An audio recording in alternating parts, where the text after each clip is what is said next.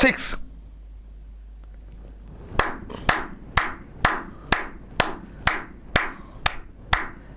পাঁচ বল এক রান, 5 বল 1 run. Sanju Samson যা খেললেন না আজকে, এবং খুব চাপে ছিলেন। মানে এর আগে যে ম্যাচগুলোতে মানে খুবই খারাপ খেলা হচ্ছিল, মাঝখানে তো মানে উইকেট রক্ষকের যে জায়গা সেখান থেকে সরিয়ে তো আবার ঈশান কিষানকে দেওয়া হয়েছিল, এবং চোখ মুখটা কেমন হয়ে যাচ্ছিল কদিন ধরে, খুব একটা টেন্স টাইপের লাগছিল সঞ্জুকে। তো আমরা চর্চা করছিলাম বাড়িতে যে যা মনে হচ্ছে যে কেরিয়ারটা শেষের পথে, কারণ এত মানে ভারতের এত ক্রিকেটার, এবং সত্যিই কাকে বাদ দেওয়া হবে কাকে রাখা হবে এটা খুব মানে সমস্যার যারা সিলেক্টর তাদের কাছে, মানে এত ভালো ভালো ছেলে যারা খেলার যোগ্যতা অর্জন করেছেন। তো সেই জায়গায় সঞ্জু স্যামসন মানে খুব একটা রেজাল্ট করতে পারছিলেন না, ফলে একটা আমরা ভাবছিলাম যে মনে হচ্ছে কেরিয়ারটা শেষ হয়ে গেল। আরও লাইনে তো অনেকেই আছেন না মানে পেছনে।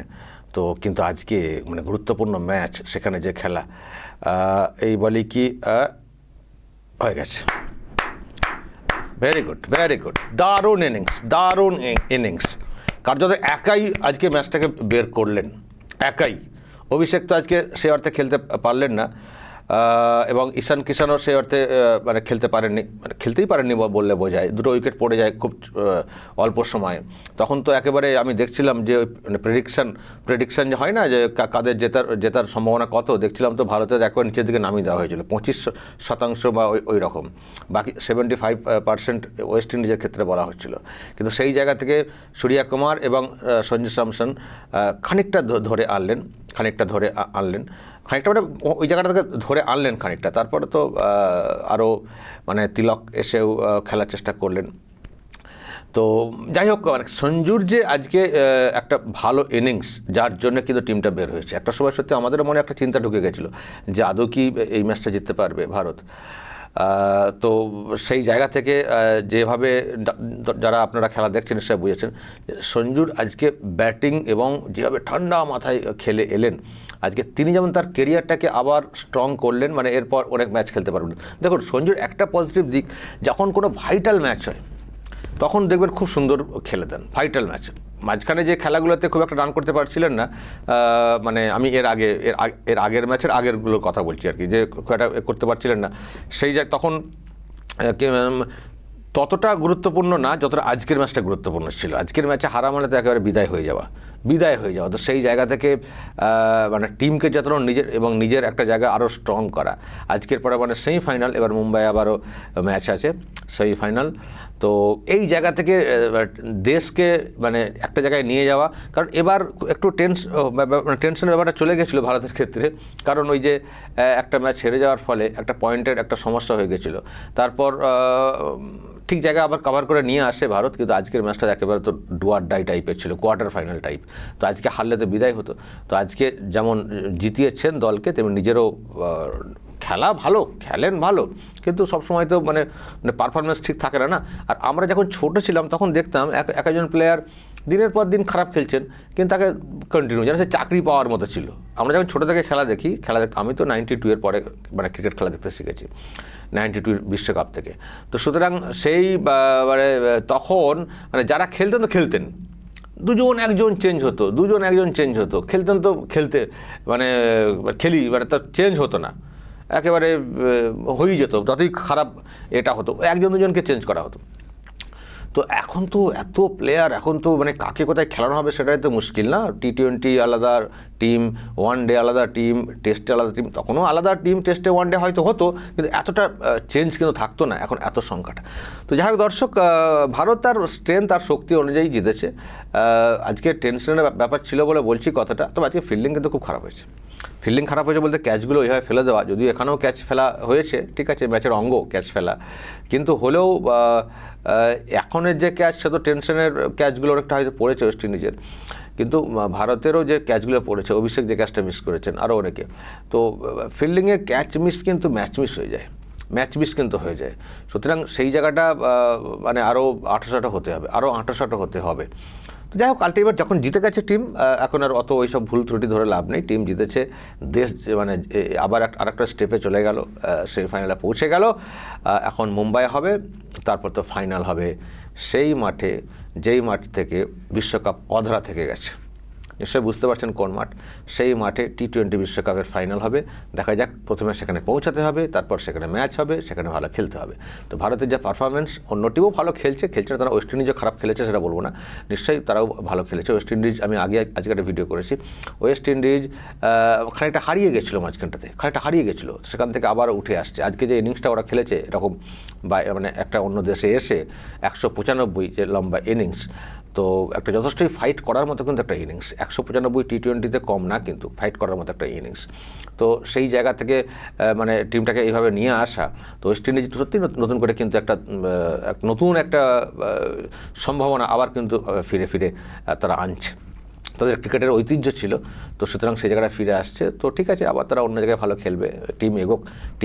যেমন এবার নিশ্চয়ই আপনারা বলবেন জিম্বাবুয়ে ভালো খেলেছে, কিন্তু নজর কেড়েছে। জিম্বাবুয়ে মানে একটা সময় মনে করতাম ও হারার দলে।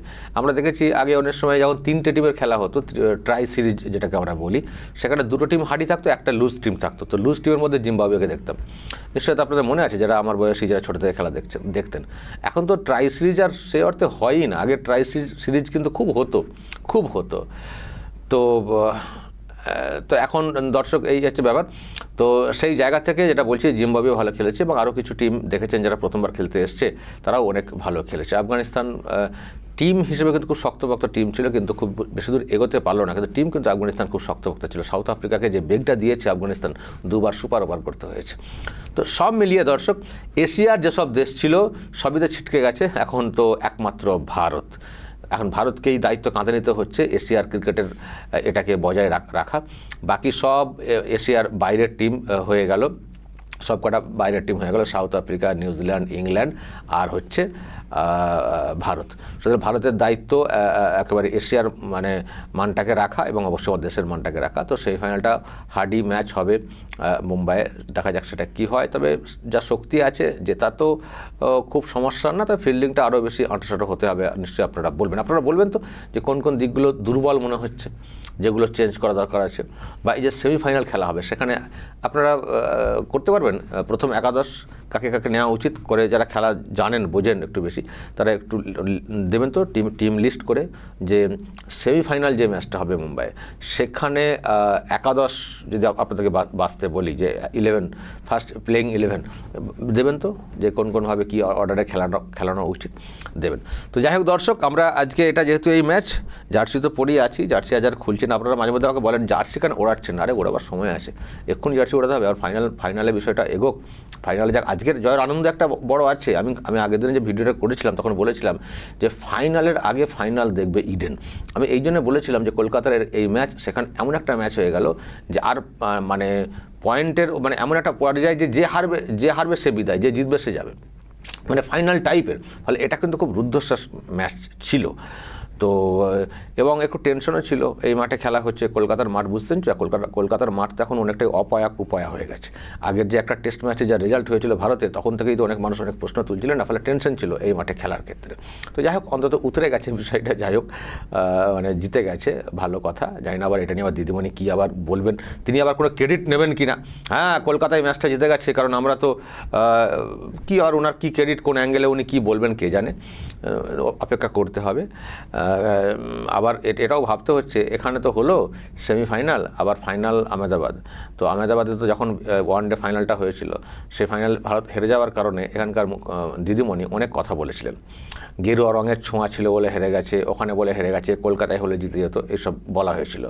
তো কলকাতায় হলেই যে ম্যাচ জিতবে এরকম ব্যাপারটা নয়, কারণ আগের আমরা একটা বললাম না, টেস্ট ম্যাচের একটা যে রেজাল্ট আমরা এখানে দেখেছি, যাচ্ছে তাই লজ্জাজনক হার হয়েছিল। ফলে ওটা না, খেলার কথা কিছু বলা যায় না, খুব বলা যায় না। তবে ইডেন কিন্তু খুব পয়া মাঠ ছিল ভারতের জন্য, মাঝখানটা কেন এরকম হচ্ছিল কে জানে।